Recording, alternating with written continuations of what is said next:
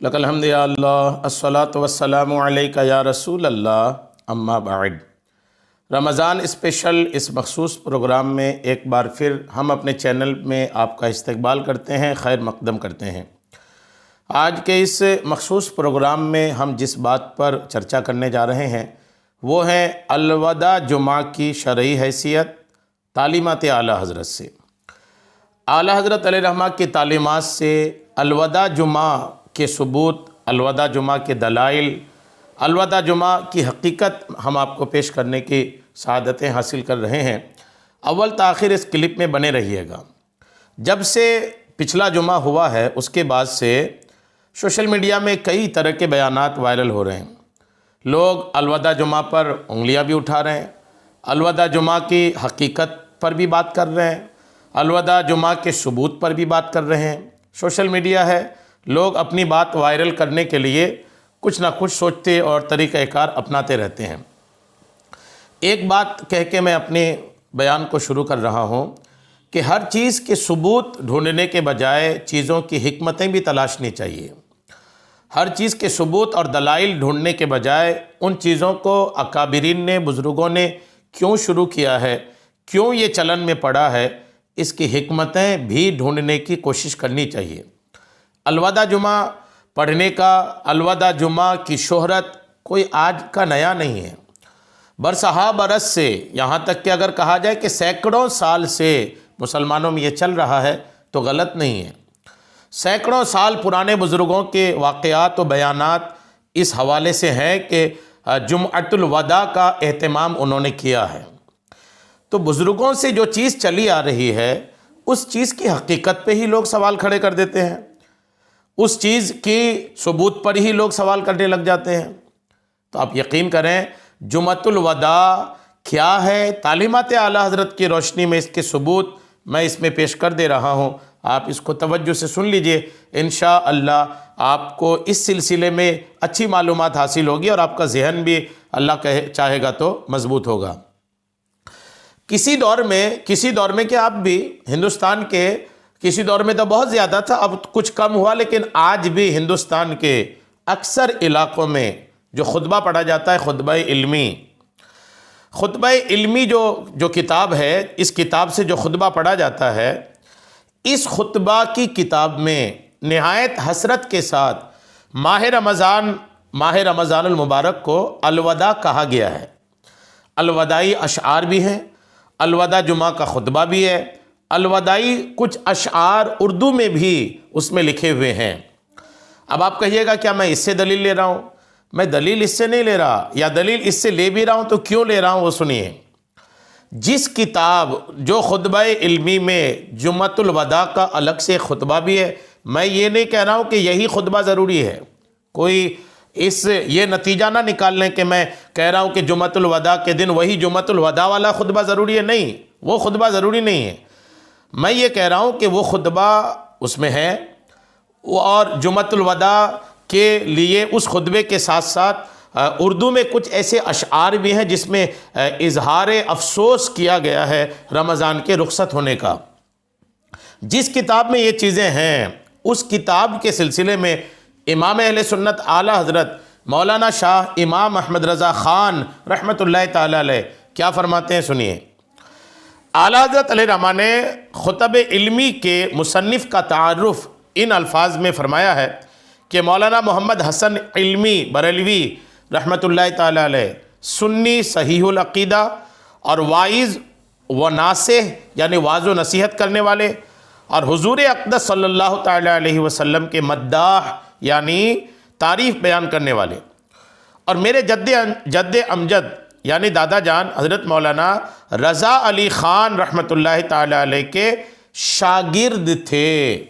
اس کتاب کے مصنف کے سلسلے میں اعلیٰ حضرت کا یہ بیان، فتاوی رضویہ جلد 8 صفحہ 447، حضرت مولانا محمد حسن علمی رحمۃ اللہ تعالی علیہ اپنے خطبوں کے مجموعہ خطب علمی میں جمعۃ الوداع کے خطبے میں رمضان المبارک کو الوداع کہتے ہوئے لکھتے ہیں، الوداع الوداع یا شہر رمضان فتحسروا علی اتمامہ وتأسفوا علی اختتامہ الوداع الوداع یا شہر رمضان، یعنی الوداع الوداع اے ماہ رمضان، اے لوگو اس مہینے کے ختم ہونے پر حسرت و افسوس کرو، الوداع الوداع اے ماہ رمضان۔ انہوں نے اپنی اسی کتاب کے اندر اردو میں بھی الوداعی کلام شامل فرمایا ہے۔ اس کلام میں 12 اشعار پیش کیے جاتے ہیں، پیش کیے گئے ہیں، 12 کے 12 سے زائد اشعار ہیں۔ بہت کئی سارے ایسے اشعار ہیں جس میں ایسا پیش کیا گیا ہے کہ جس میں الوداع ہے اور افسوس کا اظہار بھی ہے۔ جیسے 2-3 شعر میں آپ کو سناتا ہوں۔ افسوس تو رخصت ہوا ماہ مبارک الوداع، رو رو کے دل نے یوں کہا ماہ مبارک الوداع، مدت سے تھے ہم منتظر، شکر خدا آیا تو پھر، پر حیف جلدی چل دیا ماہ مبارک الوداع۔ کئی سارے اشعار اس میں ہیں۔ اچھا، اب جس مصنف کی تعریف اعلیٰ حضرت نے کیا، اس مصنف کی کتاب میں الوداع جمعہ کا خطبہ، اردو میں کچھ الوداعی اشعار۔ ایک تو یہ بات ہو گئی۔ اعلیٰ حضرت علیہ رحمہ کے خلیفہ صدر الافاضل فخر الاماثل حضرت علامہ سید محمد نعیم الدین مراد آبادی رحمۃ اللہ تعالیٰ علیہ، اعلیٰ حضرت کے عظیم الشان خلیفہ ہیں، معتمد علیہ خلیفہ ہیں۔ کیا فرماتے ہیں دیکھیے۔ صدر الافاضل سے ایک سوال ہوا تھا، سوال کیا ہوا تھا سنیے۔ خلیفہ امام احمد رضا مفسر قرآن، صاحب تفسیر خزائن العرفان، صدر الافاضل حضرت علامہ مولانا مفتی محمد نعیم الدین مراد آبادی رحمۃ اللہ علیہ سے بھی الوداع ماہ رمضان پڑھنے کے متعلق سوال ہوا، جس کا جواب آپ رحمۃ اللہ تعالیٰ علیہ نے اتنا خوبصورت دیا کہ اس کا ایک ایک لفظ امت کی خیر خواہی، نیکی کی دعوت کے جذبے، مسلمانوں کی اصلاح و فلاح کا درد اور احکام اسلامیہ کی حکمت پر مشتمل ہے۔ اس سوال جواب کے بعض اقتباسات آپ ملاحظہ فرمائیں۔ سوال ہوا، رمضان المبارک کے اخیر جمعہ کو خطبۃ الوداع پڑھا جاتا ہے، جس میں رمضان المبارک کے فضائل و برکات بیان ہوتا ہے، اور اس ماہ مبارک کے رخصت ہونے اور ایسے بابرکت مہینے میں حسنات و خیرات یعنی نیکیوں اور بھلائیوں کے ذخیرے جمع نہ کرنے پر حسرت و افسوس، اور آئندہ کے لیے لوگوں کو عمل خیر کی ترغیب اور باقی ایام رمضان میں کثرت عبادت کا شوق دلایا جاتا ہے۔ مسلمان اس خطبے کو سن کر خوب روتے اور گناہوں سے توبہ و استغفار کرتے اور آئندہ کے لیے نیکی کا عزم کرتے ہیں۔ یہ کام جائز ہے یا نہیں؟ یا کیونکہ بعض لوگ الوداع پڑھنے سے منع کرتے ہیں؟ یہ سوال ہوا۔ جواب کیا دیے حضور صدر الافاضل نے، آپ سنیے۔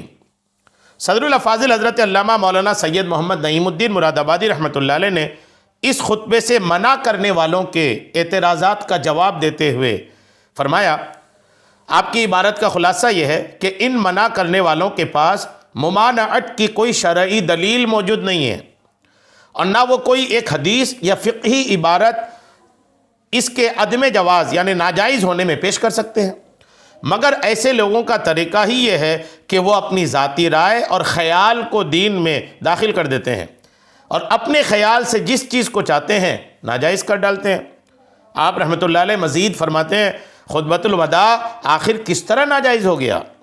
خطبے میں جو چیزیں شرعاً مطلوب ہیں، یعنی شریعت جو چیزیں چاہتی ہیں، ان میں سے کون سی ان میں نہیں پائی جاتی؟ یا کون سا امر ممنوع یعنی ایسا کام جسے اسلام نے منع فرمایا ہو وہ اس میں داخل ہے؟ تذکیر یعنی کوئی ایسی بات جس سے مسلمانوں کو نصیحت ہو۔ خطبے کی سنتوں میں ایک سنت یہ بھی ہے، رمضان المبارک کے گزرے ہوئے ایام یعنی دنوں میں عمل خیر یعنی نیکیاں رہ جانے پر حسرت و افسوس، اور بابرکت ایام کو غفلت میں گزارنے پر قلق اور ندامت یعنی پچھتاوا۔ اس مبارک مہینے کی رخصتی کے وقت اپنی گزشتہ کوتاہیوں یعنی گزری ہوئی سستیوں کو مد نظر لا کر آئندہ کے لیے تیقظ یعنی ہوشیاری و بیداری، اور مسلمانوں کو عمل خیر کی تحریص و تشویق کا یعنی نیکیوں پر ابھارنے کا یہ بہترین طریقہ تذکیر یعنی نصیحت کا بہت اچھا انداز ہے، اور اس انداز الوداع ماہ رمضان میں نہایت نافع و سود مند نصیحت اور پند یعنی انتہائی مفید واعظ و نصیحت ہے۔ اس کا اثر یہ ہوتا ہے کہ روتے روتے لوگوں کی ہچکیاں بند جاتی ہیں اور انہیں سچی توبہ نصیب ہوتی ہے، بارگاہ الہی میں استغفار کرتے ہیں، آئندہ کے لیے عمل نیک کا پکا ارادہ کر لیتے ہیں۔ اس تذکیر یعنی واعظ و نصیحت کو فقہا نے سنت فرمایا ہے۔ فتویٰ عالمگیری میں ہے کہ خطبے کی 10ویں سنت پند و نصیحت یعنی نیکی کی دعوت ہے۔ فتویٰ صدر الافاضل کے صفحہ 466 سے 482 کے بیچ میں اس طرح کی باتیں لکھی ہیں۔ اب غور کیجئے، صدر الافاضل کا جو فتویٰ آپ نے سنا، اس سے جو باتیں سمجھ میں آئی سنیے۔ نمبر 1، رمضان مبارک کے آخری دنوں میں الوداع پڑھنے سننے سے نیکیاں رہ جانے پر غم اور افسوس ہوتا ہے، جو کہ نہایت محمود یعنی پسندیدہ کام ہے۔ الوداع رمضان شریف کے مبارک دنوں کو غفلت میں گزارنے پر پچھتاوے کی ایک صورت ہے۔ اس سے گزری ہوئی سستیوں کو مد نظر رکھتے ہوئے آئندہ کے لیے عمل خیر یعنی نیکیاں کرنے کا جذبہ پیدا ہوتا ہے۔ یہ الوداع مسلمانوں کے دل میں نیکیوں کی حرص اور لالچ پیدا کرنے کا ایک بہترین طریقہ ہے۔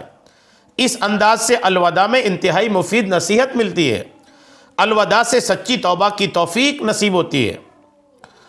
الوداع سے لوگ بارگاہ الہی میں استغفار کرتے ہیں۔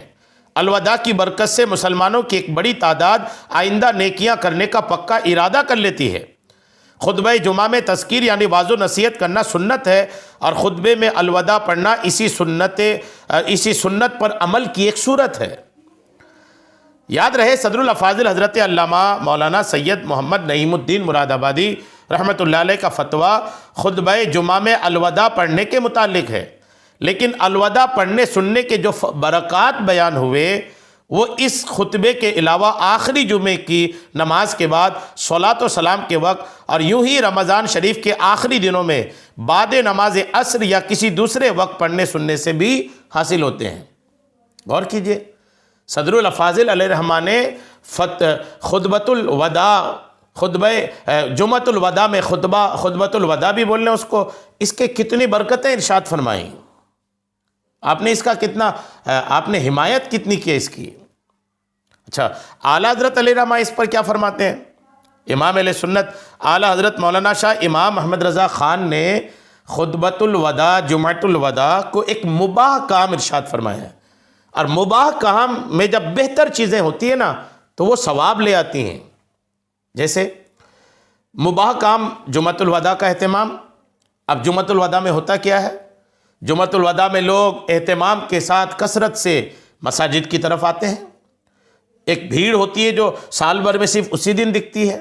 مسلمانوں کا اتنا بڑا اجتماع ہوتا ہے، مسلمان اتنی کثرت سے جمع ہو کر اللہ کا ذکر کرتے ہیں۔ کیا برا ہے؟ آنے دیں لوگوں کو، بلا وجہ لوگوں کو دور کرنے کی کوشش نہ کریں، لوگوں کو جمع کرنے کی کوشش کریں۔ آخر دیہات میں جمعہ کے سلسلے میں بزرگوں نے کیا فرمایا؟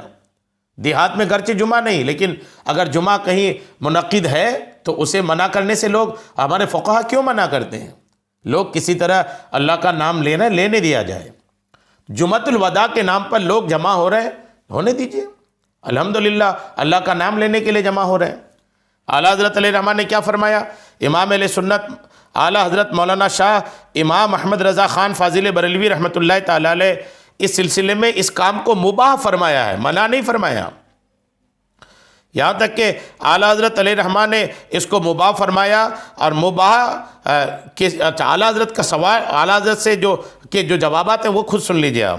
اعلیٰ حضرت فرماتے ہیں وہ یعنی الوداع کا خطبہ اپنی ذات میں مباح ہے، اور ہر مباح نیت حسن یعنی اچھی نیت سے مستحب ہو جاتا ہے، اور عروض و عوارض خلاف یعنی شرعی ممنوعات پر مشتمل ہونے سے مکروہ سے حرام تک، جیسے مردوں عورتوں کا ایک ساتھ ہونا، یا اسے یعنی الوداع کے خطبہ کو واجب یا ضروری سمجھنا، یا عورتوں کا راگ سے اس طرح پڑھنا کہ ان کی آواز مردوں تک پہنچے، یا الوداع کے اشعار کا خلاف شرع ہونا۔ فتاوی رضویہ جلد 8 کے صفحہ 452 میں اعلیٰ حضرت نے یہ لکھا ہے۔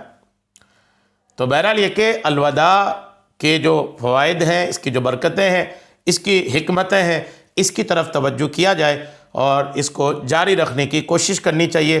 ہمارے بزرگوں کا طریقہ ہے، اور یہ بزرگوں کے طریقے میں کافی حکمتیں ہیں، ہمیں سمجھ میں آئے نہ آئے، لیکن بزرگوں نے جو اچھے کام رائج کر کے گئے ہیں، ان کے ثبوت سے زیادہ ان کی اچھی حکمتوں کی طرف توجہ دینی چاہیے۔ اللہ تعالی ہم سب کو خوب عمل کی توفیق عطا فرمائے، آمین، بجاہ النبی الامین صلی اللہ تعالی علیہ وسلم۔